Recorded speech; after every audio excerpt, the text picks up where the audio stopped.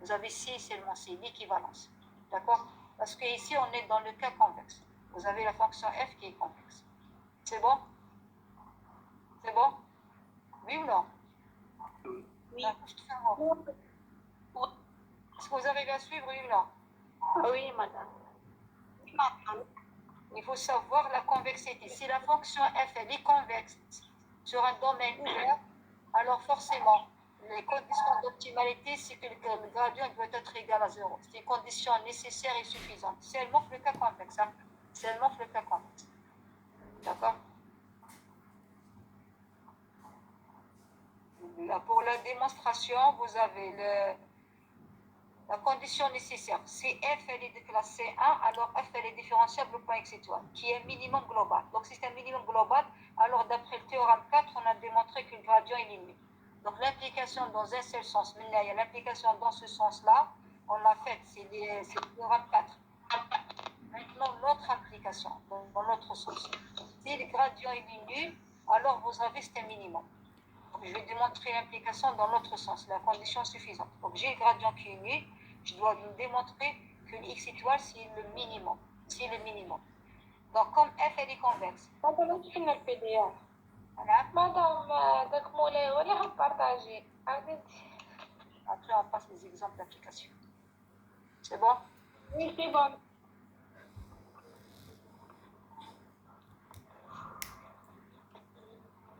Suffisant. Maintenant l'implication dans l'autre sens. J'ai le gradient qui est nul, je dois montrer que x étoile c'est le minimum. D'accord? L'implication dans l'autre sens. Vous avez la fonction f elle est convexe. Je vous ai donné ça comme étant un théorème sur le chapitre précédent. Donc si f elle est convexe, quel que soit y que je prends, vous avez f de y est toujours supérieur ou égal à ça. Comme le gradient est nul, donc cette expression-là, elle va partir avec 0. Qu'est-ce qu'il me reste? Il me reste que quel que soit y dans D, f de y elle est supérieure ou égale à f de x étoile. Ça veut dire que f de x étoile, c'est la plus petite valeur. Donc le x étoile, c'est le minimum global de la fonction f sur le domaine D. Sur le domaine D. D'accord? Sur le domaine D. Le dernier théorème, c'est le théorème 10. C'est le théorème 10. D'accord?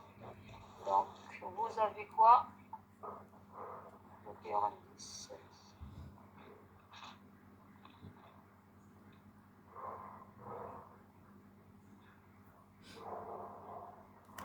Soit D est ouvert et convexe de R1. Et f est une fonction qui est définie de D vers R. Si f est convexe sur D, alors tout minimum local sur f est un minimum global. Est-ce que vous avez suivi le théorème 10? Non. Le théorème 10, il dit quoi? Si vous avez un domaine D qui est convexe, si une fonction f est convexe, oui. Le théorème 10, il dit quoi? Si vous avez un problème d'optimisation convexe, alors tout minimum local, il est forcément global. Ça veut dire, si on a à faire un problème d'optimisation et on sait que c'est un problème d'optimisation qui est convexe, alors la notion de localité n'a pas de sens. Si on trouve un minimum, alors forcément, il est global.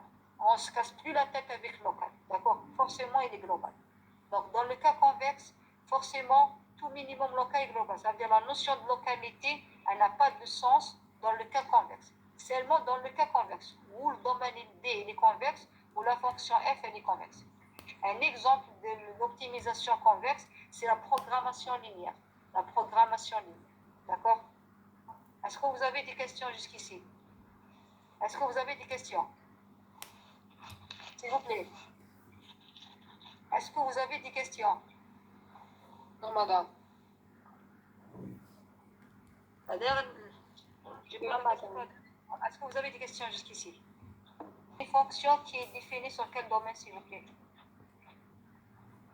Elle est définie sur quel domaine, s'il vous plaît? C'est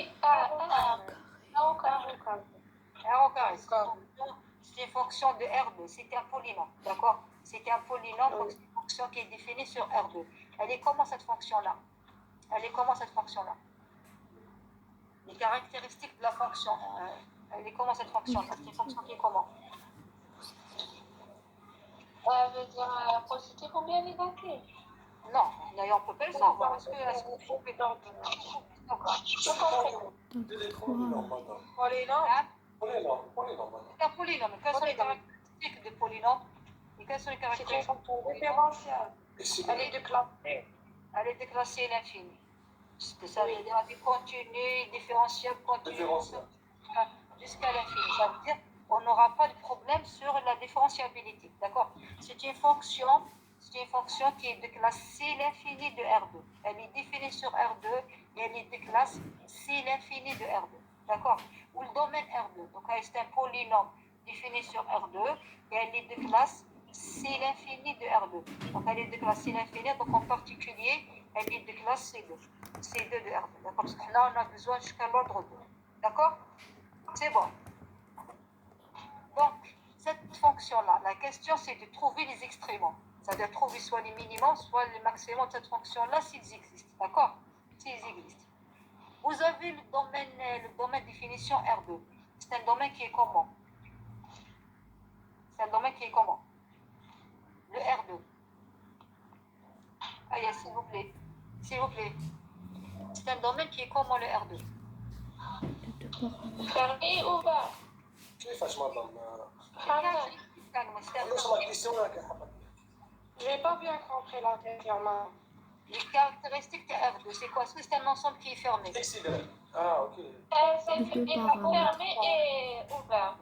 Il est fermé ou ouvert en même temps. Il est fermé ou ouvert en même temps. Donc, si j'ai besoin de l'utiliser comme étant un ensemble fermé, c'est un fermé. Sinon, si j'ai besoin d'utiliser comme étant un ensemble ouvert, c'est un ouvert.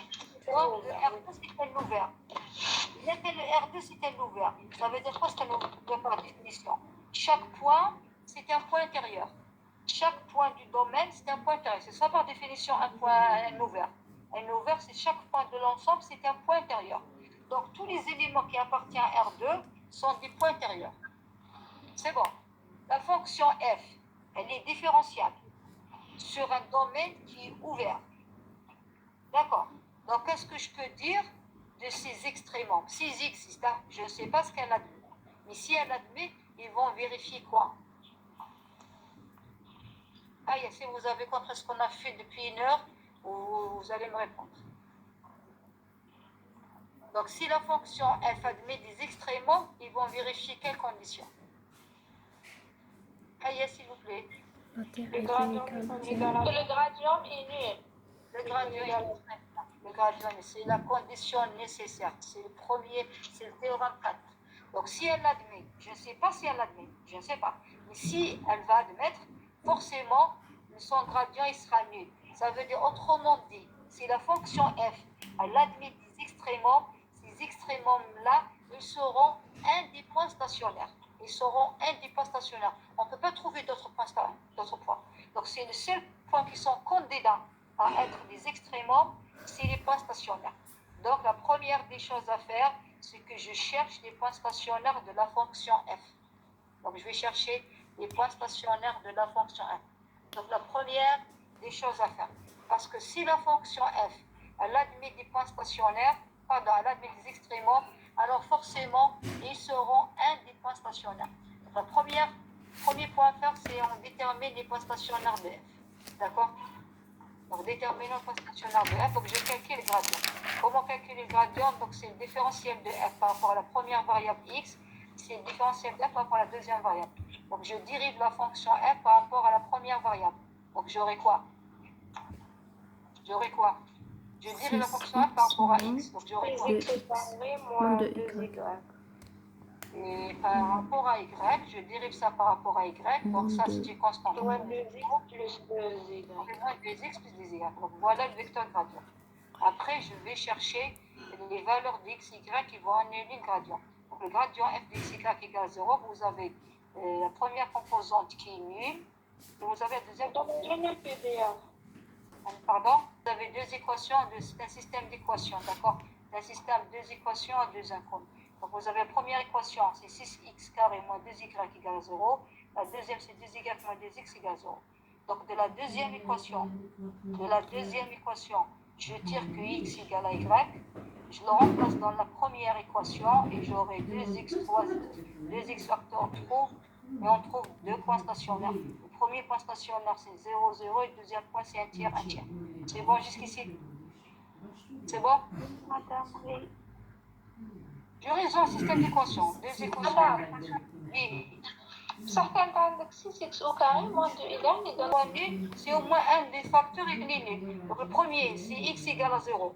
Donc j'aurai y égale à 0. Donc j'aurai le premier stationnaire, c'est 0, 0.